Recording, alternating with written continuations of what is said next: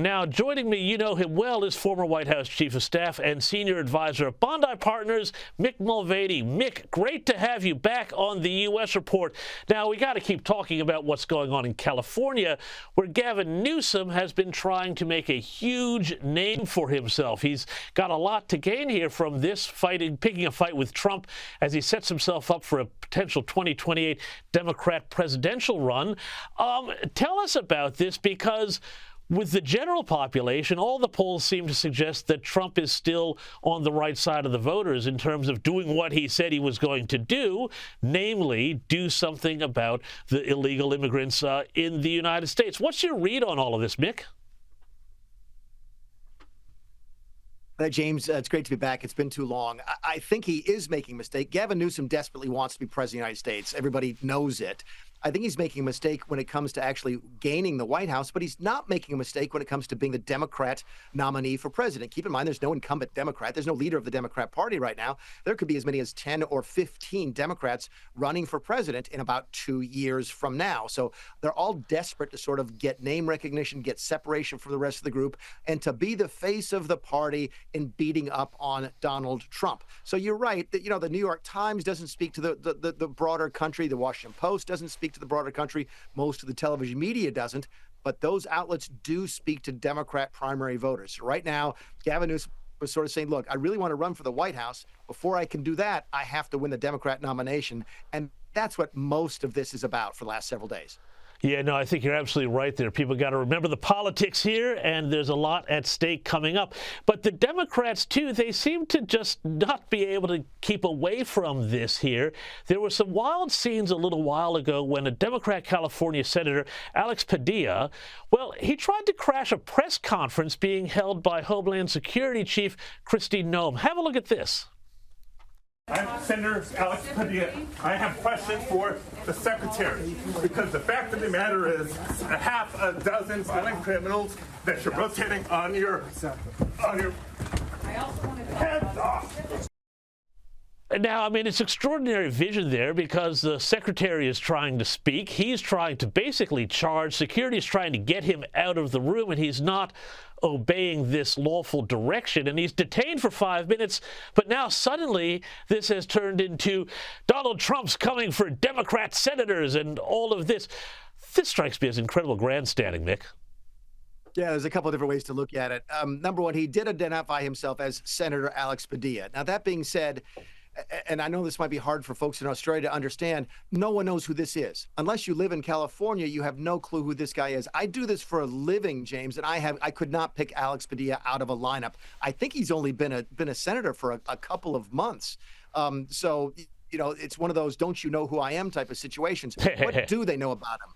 That he interrupted a speech that the Homeland Security Secretary was giving, and that he refused to obey the law enforcement when they told him to be quiet and put up his hands. You can't do that. So, yeah, by the way, as I'm sitting here, I'm in a television studio here in Washington, D.C., and behind my camera here, I can see other networks playing in the U.S. He's on all of them tonight. So he achieved his purpose, which he is now famous.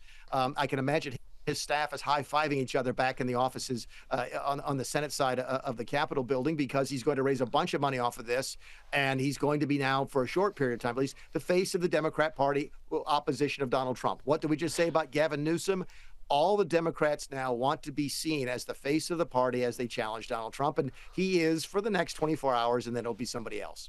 Well, well done him. Well done to all involved, I guess you can say. Hey, let's talk about some other serious stuff here going on, too, because, we've spoken about the tariffs and all of that, and we were supposed to have in the United States all sorts of hyperinflation, with doomsayers predicting that the Trump tariffs would stoke inflation.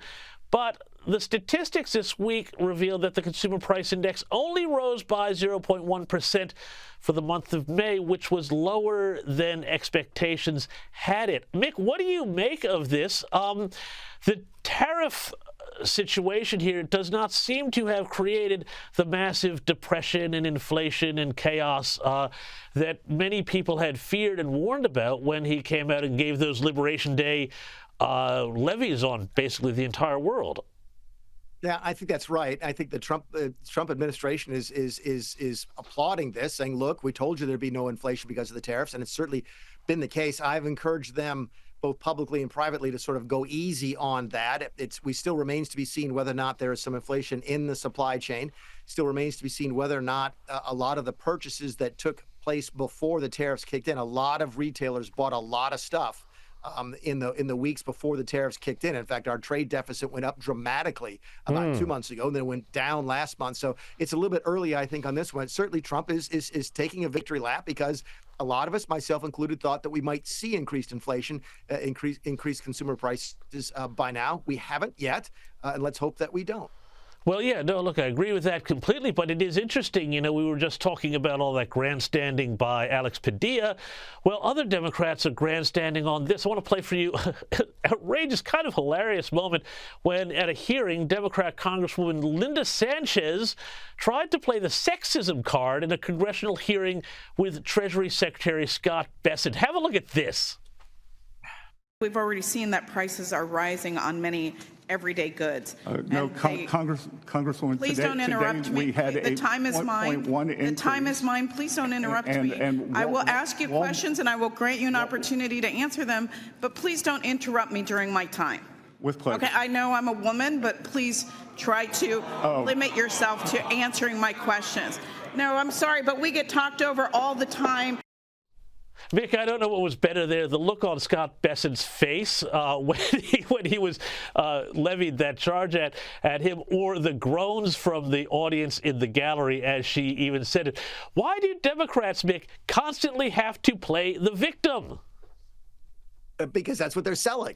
That's what they're trying to convince you that you're a victim as well, and that maybe you'll vote for them if you feel like you are a victim as well. Look, I know Congresswoman Sanchez. I've worked with her for many years. It doesn't surprise any of us who know her. It went over like it's all sorts of off-color things I could say about how poorly it went over in the conference room.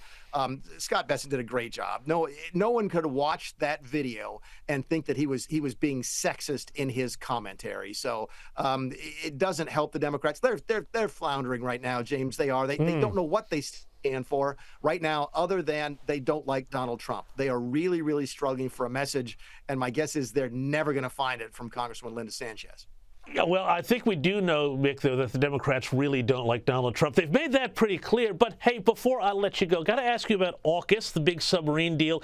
Now, there was a lot of upset and confusion here in Australia this week when there was an announced review of the AUKUS program, but others I've spoken to say, well, this is just part of a broader review of the national defense strategy in the U.S. that's been brought forward to August this year.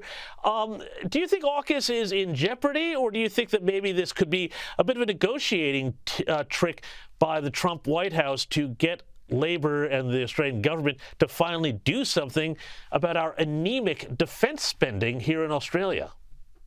Yeah, James, I saw this and tried to pay close attention to it. You know that I work with Joe Hockey at his Bondi Partners as a senior advisor. So this came across our desk very early on. Here's what I'm looking at right now in the early couple of days after the announcement. This is not that at all unusual for a new administration coming in to review the policies of previous administrations. Don't forget, AUKUS came in under the Biden administration. Keir Starmer did the exact same thing, for example, in the UK. So I think, I'm a little concerned that maybe Trump is having second thoughts, and a little concerned it might be leverage. But I'm not jumping to that conclusion yet, because again, this is more ordinary course of business with a new administration coming into Washington, D.C. Yeah, no, I think that's about right. Mick Mulvaney, thanks so much for joining me on the U.S. Report. See you next time.